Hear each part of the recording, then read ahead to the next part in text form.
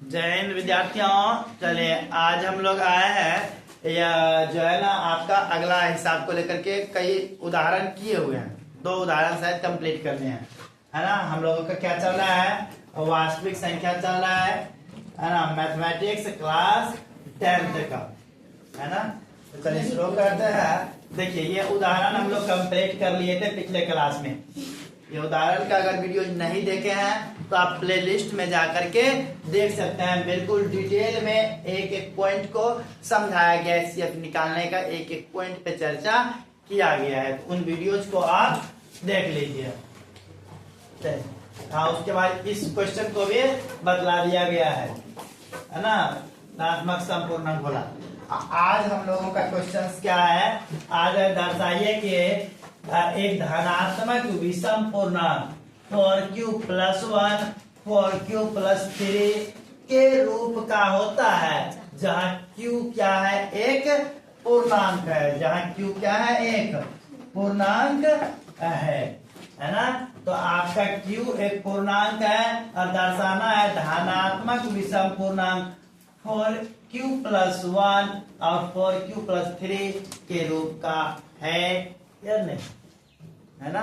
तो इन चीजों को दर्शाने के लिए, इस तरह के क्वेश्चंस को बनाने के लिए कहां से शुरू करेंगे, किस तरह से शुरू करेंगे, ध्यान दीजिएगा।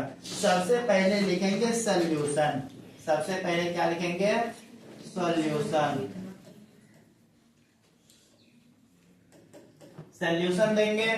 उसके बाद क्या करेंगे, देखेंगे यहाँ क्या कहा गया कि धनात्मक विषम पूर्णांक, धनात्मक विषम पूर्णांक बोला या सम पूर्णांक बोले, तो आपको मान लेना है कि माना कि धनात्मक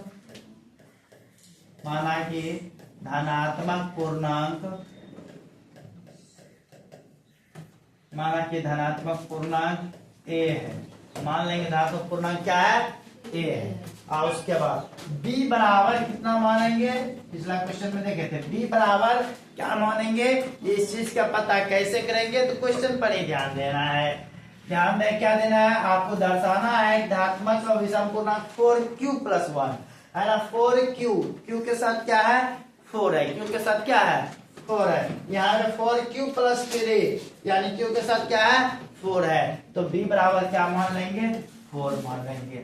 b बराबर क्या मान लेंगे, 4 मान लेंगे। जो प्लस में है वो तो आपका शेषफल हो गया, जो प्लस में है वो क्या है, आपका शेषफल। यूक्लिड विभाजन प्रमेय का पता होगा, a बराबर bq + r। तो ये r आपका है, रिमाइंडर है। तो a मान लेंगे कि कोई धनात्मक पूर्णांक a है और b बराबर क्या मान लेंगे, 4 मान लेंगे। इतना करने के बाद आप बताइए, अगर यूक्लिड विभाजन प्रमेय का पढ़े होंगे तो आपको पता होगा कि b का जो वैल्यू होता है उससे हमेशा छोटा ही होता है r का वैल्यू। उससे हमेशा क्या होता है, छोटा होता है किसका वैल्यू, r का वैल्यू। तो b से छोटा होगा, इसलिए यहाँ पे लिखेगा r बराबर 0 1 2 3 लगेंगे। r बराबर क्या ले लेंगे, 0 1 2 3 ले लेंगे, 4 नहीं लेंगे, है ना। 4 से छोटा लेंगे, 0 या 0 से बड़ा होता है r का वैल्यू, तो इतना दर्शा लेंगे। इसके बाद क्या लिखेंगे, लिखेंगे यूक्लिड विभाजन प्रमेय से। यहाँ पे क्या लिखना है, यूक्लिड विभाजन प्रमेय से। और यूक्लिड विभाजन प्रमेय का है क्या, तो यूक्लिड विभाजन प्रमेय का है a बराबर bq + r। ये फॉर्मूला है यूक्लिड विभाजन प्रमेय का a बराबर क्या होता है, bq + r होता है। तो a बराबर bq + r। इसमें क्या करेंगे, r बराबर r का वैल्यू कहां से होता है, 0 से तो बड़ा होता है या बराबर भी हो सकता है, और b से हमेशा छोटा होता है। इन बातों को दर्शा देंगे। उसके बाद देखेंगे a बराबर bq + r। ये a क्या है आपका, a आपका यही है धनात्मक पूर्णांक। b जो है जो माने हैं 4, इसको b के जगह पे दर्शा देंगे। क्या करेंगे, a बराबर 4q प्लस r दे देंगे और इनको मान लेंगे समीकरण 1। इनको क्या मान लेंगे, समीकरण 1 मान लेंगे, है ना। अब इन समीकरणों में क्या करना है, ये r का जो वैल्यू हो सकता है, संभावित जो r है ये 0 1 2 3, इसको इस समीकरण में रखते जाना है एकांकी कहने का मतलब है कि पहले 0 को लेना है, फिर 1 को लेना है, फिर 2 को, फिर 3 को। किस में रखेंगे, समीकरण 1 में रखेंगे। तो यहाँ पे लिख देंगे, दर्शा देंगे कि समीकरण 1 में, समीकरण 1 में r बराबर, पहले क्या ले लेंगे 0, r बराबर 0 रखने पर, r बराबर 0 रखने पर, है ना। इन चीजों को लिख देंगे। अब जैसे इन बात को लिखेंगे उसके बाद समीकरण 1 पे जाएंगे और नोट करेंगे समीकरण 1 क्या है, a बराबर 4q प्लस r है। इसी r के जगह पे क्या लिख देना है, 0 को दर्शा देना है, 0 दे देंगे। अब अपने दिमाग का प्रयोग करना है, ये 4q प्लस 0 है, तो प्लस 0 करें या माइनस 0 करें उस संख्या पे कोई फर्क नहीं पड़ता है। प्लस 0 करें या माइनस 0 करें, संख्या पे कोई फर्क नहीं पड़ता है। तो a बराबर क्या दर्शा देंगे, 4q दर्शा देंगे। अब 4q सम है विषम है क्या है, कैसे पता चलेगा, आप ध्यान दीजिए। 4 जो है 4, अगर पढ़े होंगे बेसिक में तो 4 एक सम संख्या होती है। क्यों होती है 4 सम संख्या, क्योंकि 4 में 2 से पूरा पूरा भाग लग जाता है, 2 से क्या हो जाता है, पूरा पूरा भाग लग जाता है। इसलिए यह 4q जो है यह एक सम है। तो यहाँ पे दे देंगे सम पूर्णांक, यहाँ क्या लिख देंगे, सम पूर्णांक। ये कौन सा पूर्णांक है, सम पूर्णांक, है ना। तो हमको दर्शाना क्या है, विषम पूर्णांक दर्शाना है। तो हम लोग 0 रखने से तो सम आ गया, 0 रखने से क्या आ गया, सम आ गया। तो अब 0 को छोड़ करके अगला रखेंगे, रिमाइंडर अगला रखेंगे 1, क्या रखेंगे, 1 रखेंगे। तो चलिए आगे हम लोग पेज ले लेते हैं। आगे क्या लिखेंगे, यहाँ पे समीकरण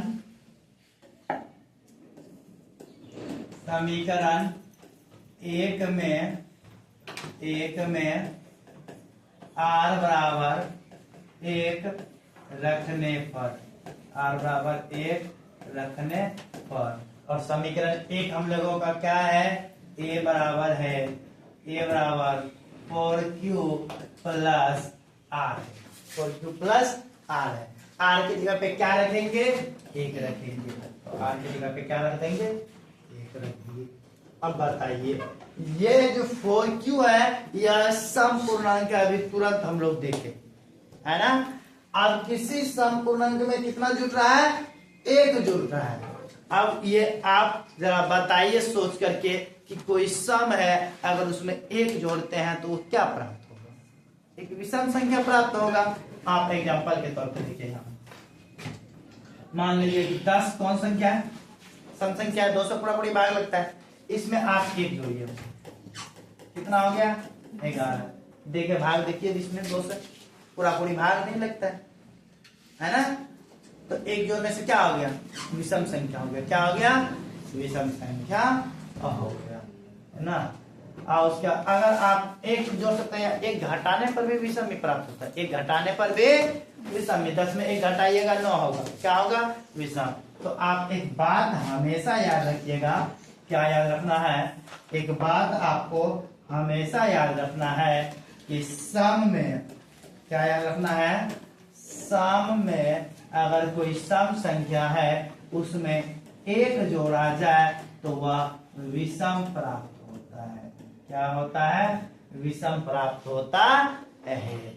या 1 घटाया भी जाए, जोड़ा जाए या घटाया जाए तो कितना प्राप्त होता है, विषम प्राप्त होता है। तो इस आधार पे एक चूंकि क्या है, एक विषम संख्या है। कौन संख्या है? विषम संख्या है। तो हम ये भी बात कर सकते हैं कि सम में अगर विषम को भी जोड़ा या घटाया जाए, सम में विषम को भी जोड़ा या घटाया जाए तो यह हमेशा विषम को लेकर के आता है। आप कोई भी देख लीजिए, जैसे कि 10 अभी एग्जांपल में लिए थे, 10 में आप कोई विषम संख्या बोलिए, 5 मान लीजिए विषम संख्या है, 10 और 5 जोड़िएगा क्या होगा? 15 होगा। कौन संख्या प्राप्त हुआ? विषम संख्या प्राप्त हुआ। तो सम संख्या में विषम संख्या जोड़ने पे एक विषम संख्या प्राप्त होती है। इन बात को हमेशा याद रखना होगा। ये हम लोग थ्योरी में बेसिक में चर्चा कर चुके हैं, है ना। चलिए अब हम लोग क्वेश्चंस पे आ जाते हैं। तो ये 4q+1 है, 4q+1 है। अब 4q एक सम है, इवन है ना। यह सम है, सम में एक जुड़ रहा है तो यह पूरा क्या हो गया? विषम पूर्णांक हो गया, विषम, है ना। तो ये कर लेना है। तो 4q+1 एक विषम पूर्णांक हो गया। अब क्या रखना है? 2 रखना है। तो लिखेंगे समीकरण 1 में r बराबर 2 रखने पर ना।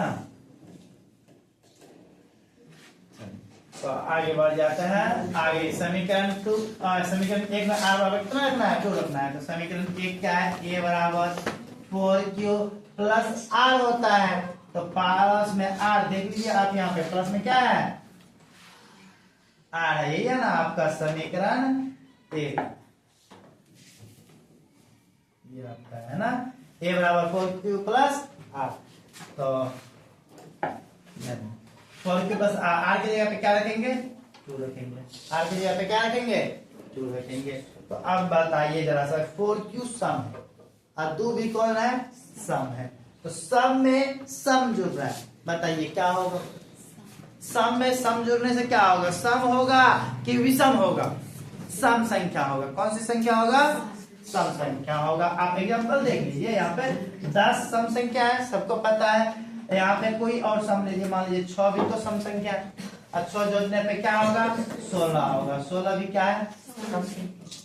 तो सम में सम जुड़ने से हमेशा सम संख्या प्राप्त होती है। सम में सम जोड़ने पर हमेशा कौन संख्या प्राप्त होती है? सम संख्या प्राप्त होती है। इन बातों को याद रखना होगा। सम संख्या में सम संख्या को जोड़ने पर जो प्राप्त होगा वह भी सम ही प्राप्त होता है। तो 4q+2 एक सम पूर्णांक होगा। 4q+2 कौन सा पूर्णांक होगा? सम पूर्णांक होगा। सम। कोई दिक्कत किसी को नहीं, यहाँ तक कोई दिक्कत की बात नहीं है। आगे हम लोग अब क्या चलेंगे? 3 पे चलेंगे, क्योंकि ये सम पूर्णांक हो गया है ना। हमको दर्शाना क्या है? विषम पूर्णांक है ना। विषम पूर्णांक को दर्शाने के लिए बोला है। तो एक तो मिला है, आगे बढ़ जाते हैं। r बराबर अब क्या रखेंगे? समीकरण 1 में r बराबर 3 रखने पर समीकरण 1 में r बराबर कितना रखना है? 3 रखना है। तो समीकरण 1 क्या है? a बराबर 4q+r है। 4q+r है। इस r की जगह पे क्या लिख देना है? 3 लिख देना है। r की जगह पे क्या लिख देना है? 3 रखा देना है। तो चलिए 4q+ क्या लिख दिए? 3। अब बताइए ये जरा सा, ये 4q सम है। 4q क्या है? और 3 कौन है? विषम है। तो सम में विषम जुड़ रहा है, सम में विषम जुड़ रहा है, क्या होगा?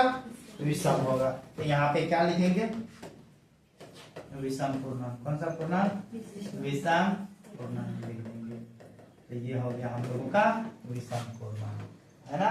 तो अब देखिए, हम लोग को जो खोज रहे थे वह यहाँ पे निकल के आया। ये क्या है? विषम पूर्णांक। यहाँ भी क्या है? विषम पूर्णांक। हम लोगों को क्वेश्चन में क्या कह दिया था? क्वेश्चन में कहा था कि दर्शाना है कि कोई धनात्मक विषम पूर्णांक 4q प्लस 1 और 4q प्लस 3 के रूप का होता है। धनात्मक विषम पूर्णांक के रूप का होता है, विषम पूर्णांक दर्शाना है। तो विषम पूर्णांक दर्शाने के लिए हम लोग क्या किए? मान लीजिए कोई धनात्मक a था, है ना, तो यही a बराबर हम लोग को निकल के आया क्या? यही a बराबर निकल के आया 4q प्लस 1, 4q प्लस 3, जो क्या है? विषम है। तो यहाँ पे लास्ट में हम लोग क्या लिखेंगे? अब लिखेंगे अतः, क्या लिखेंगे? अतः कोई भी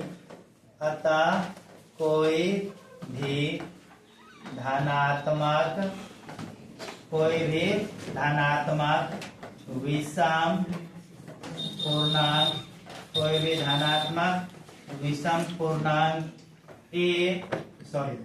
धनात्मक विषम पूर्णांक 4q प्लस 1 एवं 4q प्लस 3 के रूप का हो सकता है। यही हो गया। तो यहाँ तक आपको क्या कर देना है? लिखना है। तो आपका क्या हो जाएगा? काम डन हो जाएगा, है ना। ये हो गया काम आपका डन, है ना। तो इतना काम आपको करना होगा 2 नंबर के लिए, है ना।